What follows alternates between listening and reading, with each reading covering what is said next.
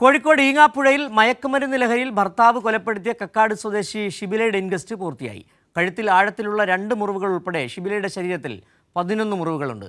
അതേസമയം സംഭവത്തിൽ പോലീസ് കസ്റ്റഡിയിലുള്ള പ്രതി യാസിറിനെ ചോദ്യം ചെയ്യുകയാണ്. വിവരങ്ങളുമായി ഇപ്പോൾ ലതീഷ് ചേരുന്നുണ്ട് കോഴിക്കോട് നിന്ന്. ലതീഷ്, മയക്കുമരുന്ന് തന്നെയാണ് ആ കൊലപാതകത്തിലേക്ക് നയിച്ചതെന്ന് മനസ്സിലാകുന്നുണ്ട്. ഇപ്പോഴെന്താണ് ഈ യാസിറിൻ്റെ ചോദ്യം ചെയ്യലുമായി ബന്ധപ്പെട്ട് കൂട്ടിച്ചേർക്കാൻ കഴിയുന്ന മറ്റു കാര്യങ്ങൾ?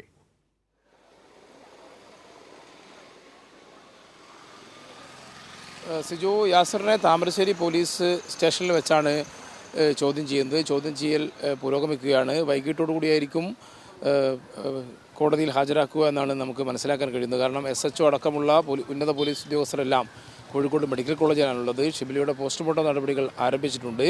ഇൻക്വസ്റ്റ് നടപടികൾ പൂർത്തിയായപ്പോൾ ശരീരത്തിൽ ആകെ 11 മുറിവുകൾ ഉണ്ടെന്നാണ് പോലീസ് നൽകുന്ന വിവരം. അതിൽ 2 മുറിവുകൾ കത്തി കൊണ്ടുള്ള ആഴത്തിലുള്ള 2 മുറിവുകൾ കഴുത്തിനാണ് ഉള്ളത്. ആ കഴുത്തിനുള്ള ആഴത്തിലുള്ള മുറിവായിരിക്കും മരണത്തിലേക്ക് നയിച്ചത് എന്നാണ് മനസ്സിലാക്കാൻ കഴിയുന്നത്. എന്തായാലും ഇന്നലെ കോഴിക്കോട് മെഡിക്കൽ കോളേജ് എത്തുമ്പോഴേക്കും ഷിബില മരണപ്പെട്ടിരുന്നു.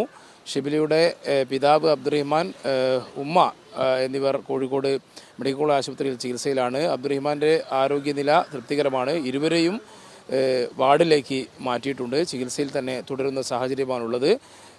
ഉച്ചയ്ക്ക് 1 മണിയോടുകൂടി പൊതുദർശനം കരികുളം മദ്രസയിലാണ് ഷിബിലയുടെ പൊതുദർശനം തീരുമാനിച്ചിരിക്കുന്നത്.